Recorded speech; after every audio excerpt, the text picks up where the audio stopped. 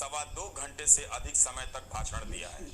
इस भाषण में मणिपुर कितना था, जो था वो कितना सही था, विपक्ष को घेरने के लिए जिन तथ्यों और घटनाओं का उल्लेख किया गया उनमें कितनी बातें सही हैं, कितनी झूठ हैं और कितनी आधी अधूरी हैं, इनका पता लगाना जरूरी है। 15 अगस्त के भाषण के बाद भी आप देखेंगे कि इसी तरह तथ्यों की जांच होने लग जाती है, पहले भी हुई है और कई बार गंभीर गलतियां पकड़ी जाती हैं। इन्हें देखते हुए अब एक नया डिपार्टमेंट बना देने का वक्त आ गया है, जिसका काम होगा प्रधानमंत्री के भाषणों की कॉपी जांच करना। अपने विद्यार्थी जीवन में मैंने ऐसे कई छात्रों को देखा है जो परीक्षा में जवाब नहीं आने पर भी पूरा पन्ना भरकर घर आ जाते हैं। अंग्रेजी अखबार टेलीग्राफ ने प्रधानमंत्री के भाषण के अगले दिन जिस तरह से खबर बनाई है उसे पत्रकारिता की कक्षा में पढ़ाया जाना चाहिए। छात्रों को बहस करनी चाहिए कि प्रधानमंत्री के भाषण में सवाल का जवाब था या नहीं, या जवाब के नाम पर पूरा पन्ना भर दिया गया था, जिसे टेलीग्राफ ने ब्ला ब्ला ब्ला से संबोधित किया है, जिसके लिए हिंदी में सही भाषण का केंद्रीय भाव क्या था, क्यों वे कभी 60 के दशक में चले जाते हैं तो कभी 80 के दशक में, अपने कार्यकाल के दशक में नहीं जाते हैं कि उनके रहते मणिपुर की हालत क्यों खराब हुई। क्या यही कारण है कि टेलीग्राफ को समझ नहीं आया? कहीं ऐसा तो नहीं कि बाकी संपादकों को भी वही समझ में आया जो टेलीग्राफ को आया, मगर वे टेलीग्राफ की तरह कहने की स्थिति में नहीं है। नौकरी खतरे में न पड़ जाए इसलिए प्रधानमंत्री के भाषण के गुण गाओ और अपनी अपनी नौकरी बचाओ। टेलीग्राफ ने जिस तरह से पहली खबर बनाई है उससे साफ है कि यह कहने का प्रयास किया गया है कि प्रधानमंत्री ने इतनी देर तक बोला है, सब बोला है, लेकिन क्या बोला, इसलिए ब्ला ब्ला ब्ला से पन्ना भर दिया है। तो आप पाठकों को भी इस तरह के भाषण पर ऐसी ही कॉपी पढ़ने को मिलेगी। आप ही तय कीजिए कि टेलीग्राफ की यह कॉपी प्रधानमंत्री के भाषण का प्रतिबिंब है, रिफ्लेक्शन है या कैरिकेचर है। हम आज के वीडियो में प्रधानमंत्री के भाषण का विश्लेषण करेंगे। 10 अगस्त को मुंबई में होने के कारण नहीं कर सका था और अब दिल्ली लौट आया हूं। जब राहुल गांधी का भाषण हो रहा था तब उसके बाद स्मृति ईरानी आई और उन्होंने कहा कि भारत माता की हत्या की बात हो रही थी। कांग्रेस के नेता हंस रहे थे, तालियां बजा रहे थे। आज राहुल गांधी ने प्रेस कॉन्फ्रेंस की है और कहा कि प्रधानमंत्री का भाषण सुनकर नहीं लगा कि भारत के प्रधानमंत्री बोल रहे हैं। वे हंस रहे थे और मजाक उड़ा रहे थे। कल प्रधानमंत्री जी ने पार्लियामेंट में 2 घंटे 13 मिनट 2 घंटे 13 मिनट भाषण किया। उसमें अंत में 2 मिनट उन्होंने मणिपुर की बात की। मणिपुर में महीनों से आग लगी हुई है, लोग मारे जा रहे हैं, बलात्कार हो रहा है, बच्चों को मारा जा रहा है। और अगर आपने देखा होगा कल तो प्रधानमंत्री हंस हंस के बोल रहे थे, मुस्कुरा रहे थे, जोक्स क्रैक कर रहे थे, हंस रहे थे। ये उनको शोभा नहीं देता है। हिंदुस्तान का प्रधानमंत्री, अगर इस देश में हिंसा हो रही है, दर्द हो रहा है, हिंदुस्तान के प्रधानमंत्री को 2 घंटे मजाक नहीं उड़ाना चाहिए।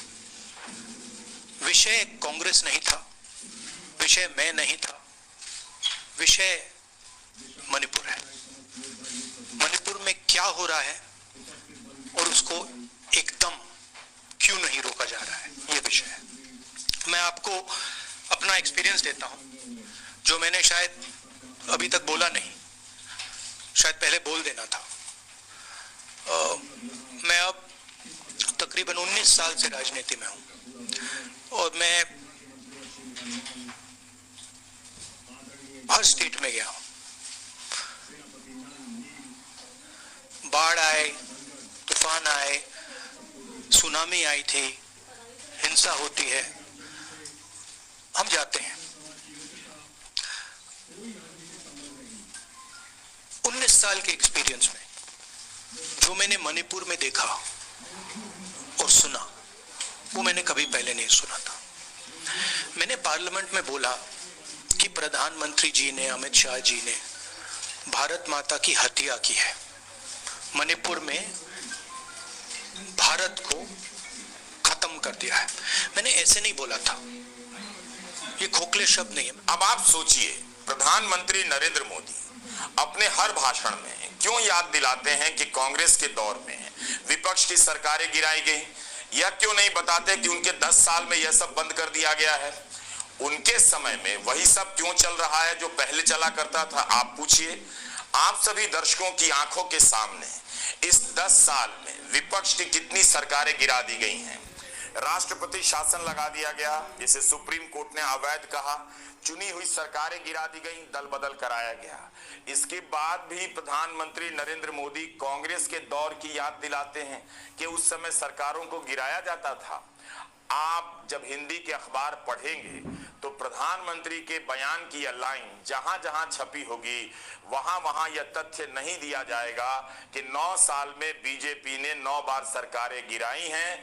यह तथ्य लोकसभा में सुप्रिया सुले ने दिया था। वैसे आप महाराष्ट्र, मध्य प्रदेश, अरुणाचल प्रदेश, उत्तराखंड और कर्नाटक में सरकार गिराने के खेल को ही याद कर लीजिए, इतना काफी है।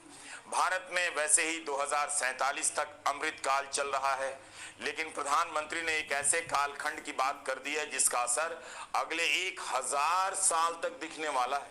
1000 साल। इस तरह से अपने भाषण को अवतारी रूप देते हुए प्रधानमंत्री कितनी आसानी से राजनेता की जगह खुद को भविष्य वक्ता के रूप में पेश कर देते हैं, बहुतों को पता भी नहीं चलता है। अमृत काल के नाम पर 100 साल क्या कम थे, इसलिए 1000 साल की भविष्यवाणी कर दी गई है। बस यही नहीं बता सके कि मणिपुर में 100 दिन में क्या हुआ, क्यों हुआ और अगले कितने दिनों में वहां शांति बहाल होगी। 1000 साल तक असर रहेगा, ऐसा काम हो रहा है। ऐसे पत्रकारों की कमी नहीं जो प्रधानमंत्री की जुबान से यह बात सुनकर उन्हें जल्दी ही महापुरुष की जगह दिव्य पुरुष या अलौकिक पुरुष लिखने लग जाएंगे।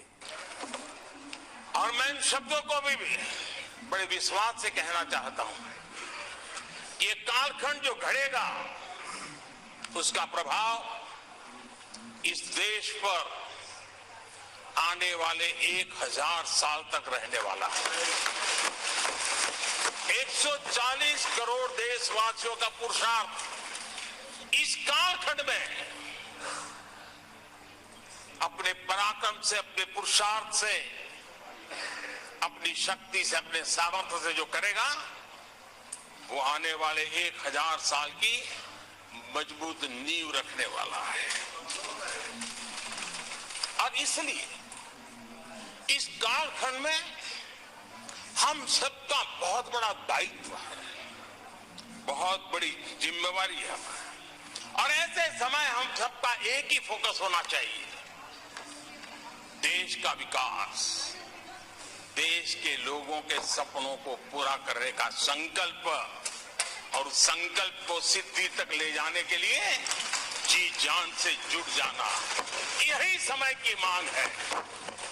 आर्टिफिशियल टेक्नोलॉजी के दौर में कहना बहुत मुश्किल है कि दुनिया कितनी तेजी से बदलने जा रही है। आज जिन चीजों पर हमने निवेश किया है, कल वो चीजें कितनी तेजी से बेकार हो जाएंगी। दुनिया यह सब जानने में लगी है। हमारे प्रधानमंत्री देश को बता रहे हैं कि हम एक ऐसे कालखंड से गुजर रहे हैं जिसका असर 1000 साल रहने वाला है। उनके भाषण में अतीत के किस्से जितने उलझे होते हैं, ध्यान से सुनिए, उनके भाषण में अतीत के किस्से जितने उलझे होते हैं, भविष्य भी उतना ही अदृश्य नजर आता है। अगली बार लोकसभा में जब प्रधानमंत्री का भाषण होगा तो आप संसद टीवी नहीं, आस्था चैनल खोल लीजिएगा। 10 अगस्त को प्रधानमंत्री अपने भाषण में मिजोरम का एक पुराना प्रसंग ले आए, 1966 का।